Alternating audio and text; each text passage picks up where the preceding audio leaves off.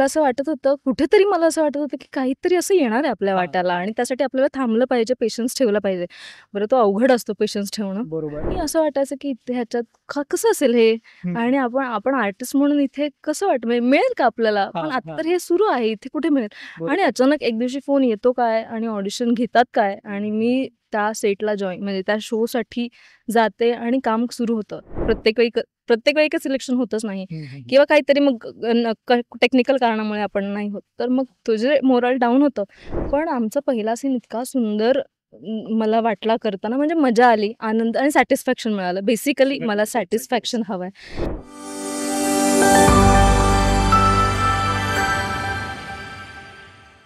देवमाणूस मालिकेचा एक नवा अध्याय आपल्या भेटीला येतोय. नव्या अध्यायामध्ये काही जुने चेहरे आहेत, तर काही नवीन चेहरे आहेत आणि अशाच नवीन चेहऱ्यामध्ये एक नवा चेहरा माझ्यासोबत आहे. मी नवा चेहरा बोलणार नाही, कारण का महाराष्ट्राचा सुपरस्टार पासून असलेला चेहरा आज झी मराठीवर लीड म्हणून येतोय. माझ्यासोबत सोनम आहे. सोनम, काय सांगशील? महाराष्ट्राचा सुपरस्टारमध्ये तू कंटेस्टंट होतीस, तेव्हा झी मराठीचा प्रवास तुझा खऱ्या अर्थाने मित्र सुरू झाला आणि आत्ता प्रवास सार्थकी लागला आहे असं बोलू शकतो, की इथून एक नवीन प्रवास सुरू होतोय? काय सांगशील त्याबद्दल? सार्थकी लागला पण आणि इथून सुरू होतोय असं मला वाटतंय. देवमाणूस मधून तू आमच्या भेटीला येते. गोपाळची बायको म्हणजे एक अशा पात्राची बायको, ज्या पात्रावर सगळ्या स्त्रिया मनापासून प्रेम पण करतात आणि तेवढंच राग सुद्धा करतात. किती ब्लेस्ड वाटतंय की महाराष्ट्राचा सुपरस्टारचा तू प्रवास आणि आत्ता झी मराठीची लीड म्हणून मी सगळ्यांसमोर येते. काय सांगशील एकंदरीत? खरं सांगू तर खूप जास्त मी पेशन्स ठेवलेत या गोष्टीसाठी. नक्कीच, नक्कीच. मी कुठेतरी प्रे करत होते आणि मॅनिफेस्ट करत होते मी, कारण मी मधल्या काळात काही कामं नाही रिजेक्ट म्हणजे नाकारली. कारण मला असं वाटत होतं, कुठेतरी मला असं वाटत होतं, की काहीतरी असं येणार आहे आपल्या हां. वाट्याला आणि त्यासाठी आपल्याला थांबलं पाहिजे, पेशन्स ठेवला पाहिजे. बरं तो अवघड असतो पेशन्स ठेवणं. बरोबर. पण पर्याय नाही आणि हं. तो मी ठेवला आणि फायनली हे असं कॅरेक्टर, असा शो हां. जो लोकांनी ऑलरेडी डोक्यावर घेऊन ठेवला आहे. लोकं वाट बघतात ह्या सीझनची सुद्धा आणि खूप प्रेम करतात. देवमाणूस आणि आजी ह्या लोकांवर खूप प्रेम करतात. तर अशा ठिकाणी आपल्याला जायचं आहे, बरोबर. त्यांच्यात इन व्हायचं आहे आणि असं त्याच्या बायकोचं काम करायचं आहे. मी खूप जास्त ग्रेटफुल आहे. मी ग्रेटफुल आहे. मागे वळून बघताना महाराष्ट्र सुपरस्टार मध्ये जेव्हा तू कंटेस्टंट आमच्या समोर आलीस, आता मागे वळून बघताना ब्लेस्ड वाटतं की अरे आपण कुठून सुरुवात केलेली. ज्या चॅनलवर मी एक कंटेस्टंट म्हणून काम करत होते, आज तेच चॅनल माझ्यासाठी माझ्यासोबत उभा आहे. किती भारी वाटते फिलिंग आणि किती ब्लेस्ड वाटतं आता. खरं सांगायचं ना, मी थिएटर ग्रॅज्युएशन करून बरोबर. मी आले आणि मला झीनेच ब्रेक दिला पहिला. तो होता जय मल्हार. बरोबर. म्हणजे 1-1.5 वर्षानंतर मी जॉईन झाले तिथे. ऑलरेडी सेट होता शो आणि तोही मी बघायचे माझं एज्युकेशन सुरू असताना. आणि तेव्हा मला इतकी जास्त ती आवडायची मालिका जय मल्हार आणि असं वाटायचं की ह्याच्यात कसं असेल हे? आणि आपण आर्टिस्ट म्हणून इथे कसं मिळेल का आपल्याला? पण आता तर हे सुरू आहे, इथे कुठे मिळेल? आणि अचानक एक दिवशी फोन येतो काय आणि ऑडिशन घेतात काय आणि मी त्या सेटला म्हणजे त्या शोसाठी जाते आणि काम सुरू होतं.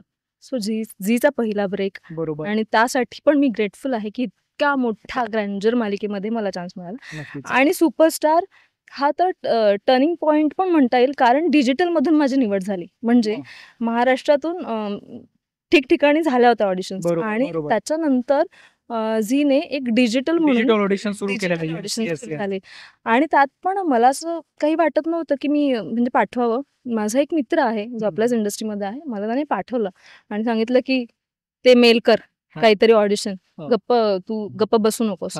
आणि मी सहज पाठवली. मी त्याच्यासाठी कुठलंही ऑडिशन प्रिपेअर करून नाही, तर माझ्याकडे होती ती पाठवली आणि इतक्या म्हणजे 1,500-2 हजार त्यांच्याकडे क्लिप्स आल्या होत्या. त्यातली ती सिलेक्ट झाली. तर ह्यातच मला ब्लेस्ड वाटतं की काय देवाचा हात असेल की एवढ्या लोकांमधून आपलं काही सिलेक्शन होतच काय. बरोबर. तर तो टर्निंग पॉइंट होताच की म्हणजे मनी धानी नसताना पण आपल्याला तिथे कंटेस्टंट म्हणून जायला मिळणं, तिथे जितकी मोठी लोक होती त्यांच्याकडून गोष्टी शिकायला मिळणं आणि आज आफ्टर 5 इयर्स असं काहीतरी काम मिळणं म्हणजे एक असं वाटतं की काहीतरी आहे, जादू आहे त्याची. आणि त्याच्यावर बोलतात ना की जेव्हा आपण मॅनिफेस्ट करतो ना, तेव्हा युनिव्हर्स सुद्धा आपल्यासोबत असतो असं बोलायला काही हरकत नाही. येस त्याच्यामुळे फेथ फक्त ठेवला पाहिजे की आपल्यासोबत जे घडणार आहे ते छानच होणार आहे. पेशन्स ठेवताना त्रास होतो. पण मी बिलीव्हर आहे, मी युनिव्हर्सची बिलीव्हर आहे आणि चांगलंच होणार. आणि म्हणजे आत्ता नाही मिळालं, म्हणजे प्रत्येक वेळी काही सिलेक्शन होतच नाही किंवा काहीतरी मग टेक्निकल कारणामुळे आपण नाही होत, तर मग तुझे मोरल डाऊन होतं. तिथे असं वाटतं की हे नाही मिळत आहे कारण काहीतरी पुढे छान आहे. कदाचित आत्ता पण तेच आहे की मी काही गोष्टी नाकारल्या आणि इतकं सुंदर हा शो मिळालाय मला. तर मी ग्रेटफुल आणि ब्लेस्ड आहे. मी म्हणजे मला उठता बसता छान वाटतंय आणि मी ग्रेटफुल आहे. नाही, खरंच खूप भारी वाटतंय. जेव्हा प्रोमो पहिला आलेला ना, त्या प्रोमो मध्ये ना आम्हाला कळालं होतं की देवमाणूस परत येतोय, पण नेमकं कशा पद्धतीने येणार आहे, काय असणार आहे. नंतर दुसरा प्रोमो येतो तुझा. कशी आहे आली, कारण का त्या प्रोमो मध्ये आम्हाला जशी दिसली आहे तशीच आहे की फक्त ते प्रोमो पुरतच आहेत, काहीतरी वेगळे तिचे कांगावे असणार आहेत? तिच्या शेड्स असणार आहेत.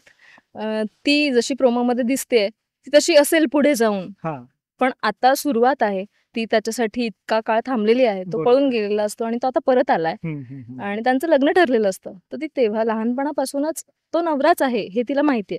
त्यामुळे तो परत आल्यानंतर ती खूप आनंदी आहे. त्याच्यावरती प्रेम करते, त्याचं प्रेम मिळवण्याचा प्रयत्न करते, त्याची काळजी घेते, म्हणजे एका बायकोसारखंच वागण्याचा प्रयत्न करते.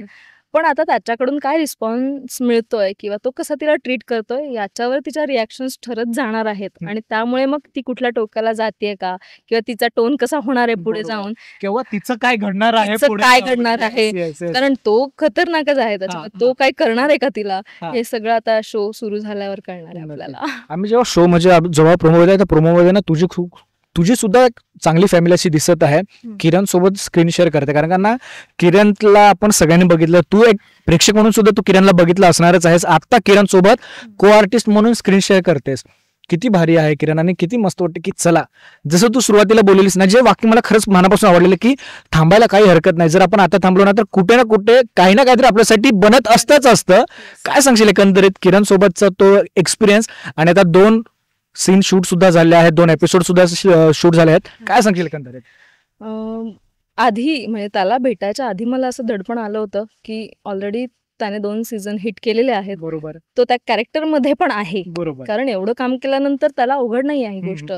आणि त्याला ऑडियन्सने डोक्यावर पण घेतलंय, कारण कमाल काम करतो तो. तर आता कसं होईल आपलं, आपण मॅच होऊ का त्याला, कसं वाटेल त्याच्यासमोर. पण आमचा पहिला सीन इतका सुंदर मला वाटला करताना, म्हणजे मजा आली, आनंद आणि सॅटिस्फॅक्शन मिळालं. बेसिकली मला सॅटिस्फॅक्शन हवंय, तर ते मला मिळालं. कारण आमचे डिरेक्टर राजू सावंत सर, जे मला जय मल्हारला पण होते, आणि तेव्हापासून मला असं वाटत होतं की सर हवेत मला कधीतरी काम करायला, मला त्यांच्यासोबत काम करायचंय. फायनली ह्या प्रोजेक्टसाठी सर माझ्या समोर आहेत आणि ते इतकं खेळीमेळीने पण गोष्टी सांगतात आणि इतक्या छोट्या छोट्या जागा ते शोधून देतात आणि गाईड करतात की ते दडपण पहिल्या सीनलाच मला म्हणजे एकतर किरणने पण खूप फ्रेंडली तो वागतो आणि छान, म्हणजे असं बॉन्ड आहे, छान वाटतंय काम करताना. कुठलंही त्याचं हे नाहीये की मी 2 सीझन केलेले, असं काही नाहीये. खूप ग्राउंडेड आहे तो, त्याच्यामुळे काही टेन्शन येत नाही.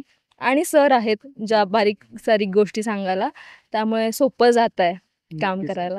नाही, खरंच भारी वाटतंय मला ना. सोनम सोबत बोलताना एक गोष्ट प्रकर्षाने जाणवते, कारण का ना प्रत्येक कलाकाराला एक भूक असते चांगलं काम मिळवायची किंवा चांगलं काम कसं मिळेल. पण सोनम मध्ये ती मला भूक नाही दिसत आहे. सोनम मध्ये ना ते मॅनिफेस्ट मला दिसतंय सगळ्यात जास्त, कारण का ना तुझा मी इंस्टा बायो सुद्धा बघितला, त्या इंस्टा बायोवर सुद्धा ना #कर्मा हे लिहिलेलंच आहे. जे जसं आपण करतो तसं आपल्याला वाटलं आहे, तसं बोलायला काही हरकत नाही. खूप चांगला मी अभ्यास करून आलो आहे सोनमच्या इंस्टा, खरंच खूप चांगला. नाही, खरंच खूप भारी. तुर्तास मी ते थांबतो, कारण का आत्ताच थोड्या वेळामध्ये तुझ्या नवऱ्याच्या लेडीज पार्लरचं ओपनिंग होणार आहे. लेडीज टेलर, त्याचं ओपनिंग होणार आहे. तेव्हा सुद्धा कोण येईल कोण नाही ते आम्हाला बघायला मिळेलच. तोपर्यंत खरंच खूप धन्यवाद सोनम, एका नवीन भूमिकेमधून आमच्यासोबत येतेस त्याबद्दल तुझं सुद्धा धन्यवाद. आणि तुझ्यासोबत तुझ्या संपूर्ण टीमला all the very best. Thank you so much. तुम्ही इतकं छान बोलताय सगळेजण येऊन आणि इतकं प्रेम करताय. ऑडियन्सने पण खूप प्रेम केलंय आणि तुम्ही पण ज्या पद्धतीने आमच्याशी कम्युनिकेट करताय, खूप छान वाटतंय. असंच प्रेम करत राहा. नाही, खरंच ही तर सुरुवातच आहे. जेव्हा पुढे आपले सिरियल 2 तारखेपासून भेटीला येईल, त्याच्यानंतर पुन्हा आम्ही भेटायला आहोत, तेव्हा खऱ्या गमती आम्हाला कळणार आहेत. आता सुरुवातच आहे, तेव्हा आपण भेटून तेव्हा खरंच खूप यापेक्षा भारी गप्पा मारू. तोपर्यंत पुन्हा एकदा खरंच खूप धन्यवाद लेट्सअप सोबत गप्पा मारल्याबद्दल. Thank you so much. प्रेम करत राहा आणि सांगा आम्हाला, कळवा की कसं वाटतंय तुम्हाला आमचं काम आणि आमचा शो. थँक्यू. 2 जून पासून रात्री 10 वाजता झी मराठीवर पाहायला विसरू नका देव माणूस. सोशल मीडियाच्या भाऊ गर्दीत विश्वासार्हतेने चकाकणारे नाव म्हणजे लेट्सअप मराठी. सगळ्यांना, सगळ्या नागरिकांना ती स्पीच, ती right लेट्सअप वरील मुलाखती म्हणजे विचारांचा खजिना. त्यानंतरच्या निवडणुकीमध्ये मला सोडून गेले.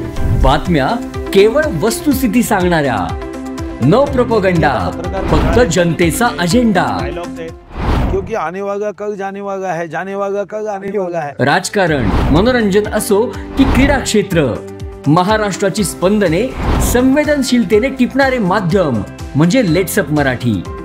जगासोबत एक पाऊल पुढे राहण्यासाठी लेट्सअपचे ॲप, सोशल मीडिया आणि वेबसाईट सोबत कनेक्टेड रहा.